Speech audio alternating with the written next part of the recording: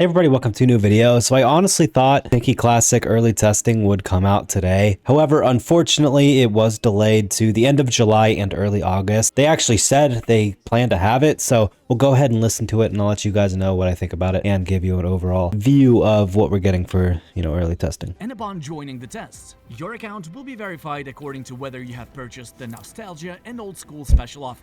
Yeah, you have to launch the game through, or you have to launch early testing through your actual game so they know that you bought the bundle. And then the bundles are actually pushed all the way to the end of July, so I guess if you wanted to get into early testing, you can. And one thing they mentioned at the end of the video that's pretty darn important, I'll let you guys wait for it, but it's pretty important what they say later in the video. Participants, we've created a step-by-step roadmap for early access.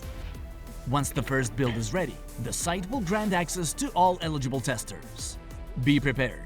You'll need to read and understand the purpose of each test server iteration. So they have a roadmap here. So the first phase, starting hopefully end of July, early August, the main testing starts. So you participate in several iterations of test builds with different settings for mechanics and visual components. So you're not actually playing the finished version when you're playing the test version. You're playing like different portions of the finalized game. And then at the end of each testing phase, you'll get a voting phase where you vote for what you want to keep in the game before voting begins.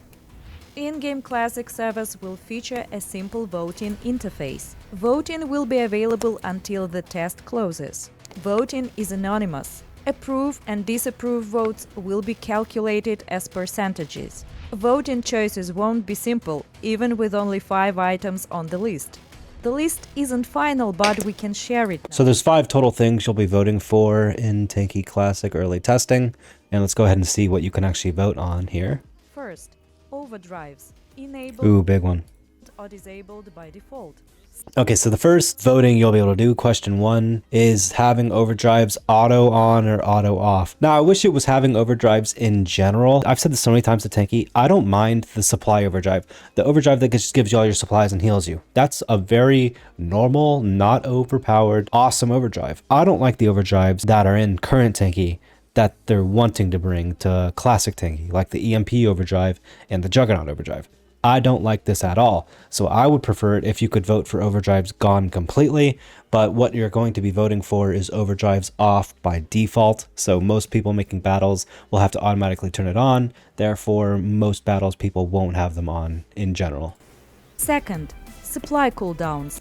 So the second question is whether supply cooldowns will be active or you can use all your supplies at once. Now I'm kind of 50-50 on this because on one hand, using all your supplies at once in pro battles was nice, but it was also kind of OP for the players who had a ton of drugs. I'll probably end up voting for the option where you can turn on all your supplies at once just because that's the most like old Tanki. I forget how the cooldowns worked in old Tanki. It's been so long since I played old Tanki that I forgot how cooldowns worked, but I'm probably going to side on using all your supplies at once, although I don't know.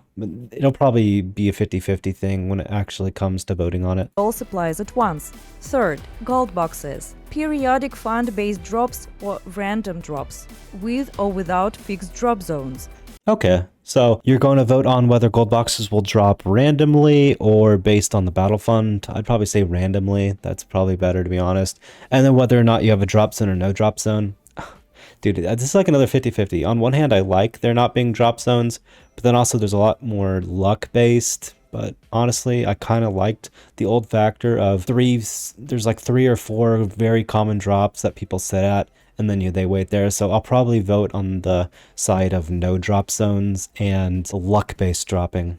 That's just what I think I would like. Fourth, skin augments, which we talked about in episodes 500. So skin augments are like, I'm honestly confused because they have skin augments, but also skin overdrives. So I get they're adding some augments, like turret augments, but are there also going to be overdrives for all the holes? Or are they talking about the overdrives they already talked about? Honestly, I'll definitely vote for them off to begin with because augments are for current Tanki. Don't really want them for old Tanki. But I mean, the early augments aren't that annoying. I'd rather them have alterations, not augments. I mean, change this to alterations. I don't want augments in Tanki. I want alterations in Tanki. The early form of alterations we had. 23 and 528. And last but not least, Striker or Gauss. You'll vote for Classic's 12th turret. Okay, so there's only 12 turrets and you can choose between Striker and Gauss. Definitely choosing Striker. I mean, Gauss is just so annoying. You don't even know if you're getting locked onto. I don't want that in old Tanky, so I'm honestly imagining everyone's going to vote Striker just because that's also the more beloved turret, where Gauss is more of the annoying turret that people think of, so I think definitely Striker's going to win here. Short, medium, and long range. Each range has exactly 3 turrets. This number is also related to the modules you will be equipping. They will protect against 3 turrets each. Currently, 11 turrets are included, with 2 ranges final. Okay, so they finally have the protections ready. So they're going to have one protection with the Sita, Firebird, and Freeze, and then another protection with Ricochet, Twins, and Hammer. So every protection has 3 turrets. There's 4 total protections. Okay, never mind. There's 2 more. Medium range Vulcan Smoky Striker, long range Thunder Railgun Shaft. But yeah, people are definitely picking Striker. No one wants Gauss in my opinion, just from what I've seen. Gauss or Striker fans. After voting on default classic settings, our team will build the final version. After one final account reset, Tanki Classic will launch as early access. Okay, so it's actually launching as early access, so it's official. If you buy the early access, you get access to it a few weeks before anyone else, not just the testing. So that's kind of what I expected at first, but they've definitely clarified it now because I thought that wasn't going to be a thing. Nostalgia or old school owners get early access, thus they will be able to start their road to legend 1 week to 1 month before others. My guess it's going to be like 2 weeks, 2 solid weeks of early access people playing first.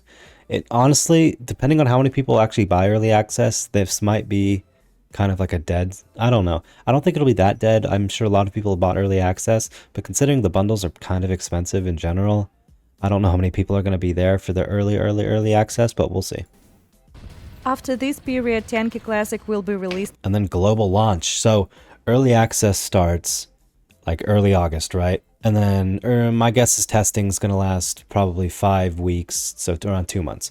So like September, early October. And then maybe like early access is available for probably 2 weeks, so mid to late October. And then full release late October, around Halloween time. Hopefully we get a Halloween event. That's my guess, honestly. But it's nice they actually confirmed we're getting Tanki Classic.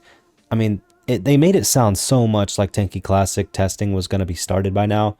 But it was pushed off so much that now we finally get an official date from them, even though technically still not an official date.